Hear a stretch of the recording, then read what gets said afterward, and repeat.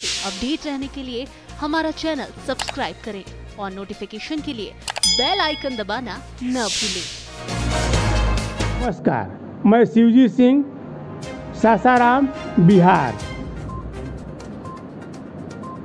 देश के महान स्वतंत्रता सेनानी एवं सर्वोदयी नेता लोकनायक जयप्रकाश नारायण की जयंती के पूर्व संध्या के अवसर पर मेरे सामने पटना में उपस्थित हैं बिहार प्रदेश लोक समिति के प्रांतीय सलाहकार समिति के वरिष्ठ सदस्य इंजीनियर महेंद्र यादव।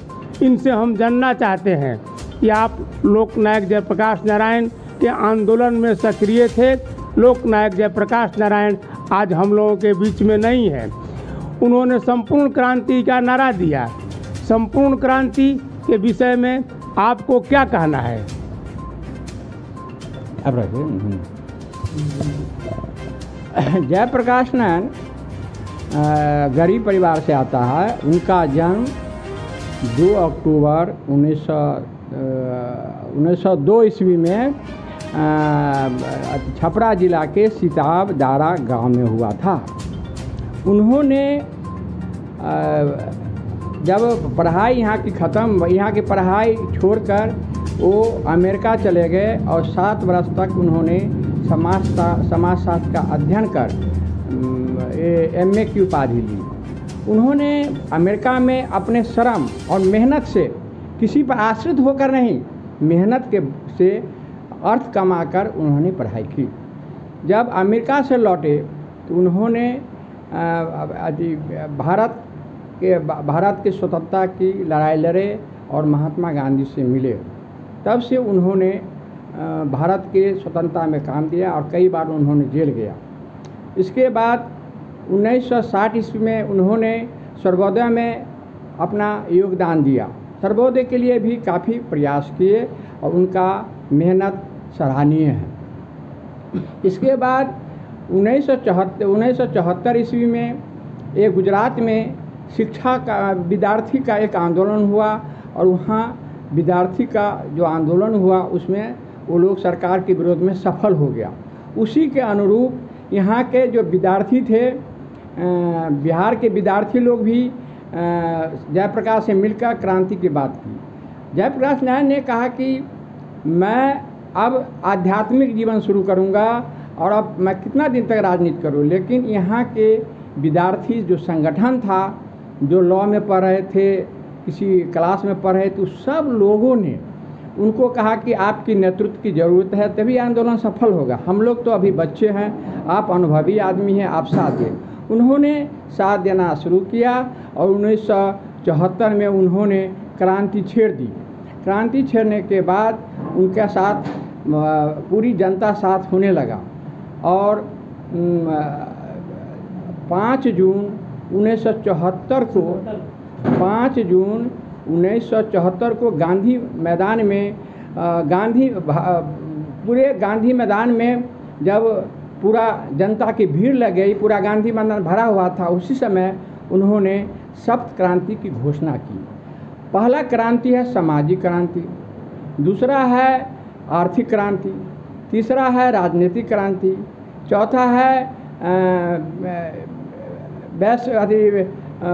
बौद्धिक क्रांति यानी विचार क्रांति, और 5वां है आपका शैक्षणिक क्रांति, उसके बाद है सांस्कृतिक क्रांति और अंत में 7वां है आध्यात्मिक क्रांति। उन्होंने सामाजिक क्रांति के बारे में इसलिए घोषणा की कि समाज में विषमता है, समाज में छुआछूत की बीमारियां हैं। कुछ उच्च जात के लोग अपने को उच्च समझते हैं, नीचे जात के लोग से घृणा करते हैं, छुआछूत करते हैं। ये जो खाई है इसको पटना चाहिए। ये समाज में छुआछूत हटना चाहिए। समाज में जो ऊंचे जाति के लोग हैं वो घृणा नहीं करें, सब मिलजुल कर एक साथ रहे। तो उन्होंने कहा कि जब मतलब जानवर से हम घृणा नहीं करते तो मनुष्य से मनुष्य क्यों भी करता। इसलिए सामाजिक प्रगति होना चाहिए, एक दूसरे से मिलजुल के रहना चाहिए, कोई किसी से घृणा नहीं करे। तो इस पर उन्होंने जोर दिया। दूसरा जो है आर्थिक क्रांति, उन्होंने कहा कि हाँ, अमीरी और गरीबी के बीच में खाई है, इस खाई को पाटना जरूरी है। जो गरीब है उनको मदद किया जाए, उनको भरपूर आर्थिक मदद किया जाए, उसके बच्चे को पढ़ने के लिए स्कूल में जगह दिया जाए ताकि स्कूल में पढ़ाई हो और पढ़ाई करके बराबरी का दर्जा हो। और धीरे धीरे वो लोग भी आगे बढ़े, राजनीति में भी उनका स्थान हो। गरीब लोगों का, ये हरिजन या शेड्यूल ट्राइब, इस सब का उनको चाहते थे कि उन लोगों को आरक्षण दिया जाए, वो लोग आगे बढ़े। और तीसरी क्रांति उनका था कि राजनीतिक क्रांति। उन्होंने कहा कि राजनीति में बहुत गंदे गंदे लोग भी आ गए हैं, पैसा के बल पर चुनाव जीतना चाहते हैं, इससे लोकतंत्र खत्म हो जाएगी। इसलिए इस पर कंट्रोल किया जाए कि लोग इलेक्शन में ज़्यादा खर्च नहीं करें। तो इस तरह से राजनीति को भी स्थिति ठीक करने लगी और कहा कि राजनीति में भी राजनीतिक लोग जो सत्ता में है उसमें काफ़ी भ्रष्टाचार फैला हुआ है, इसे भ्रष्टाचार को मिटाना है।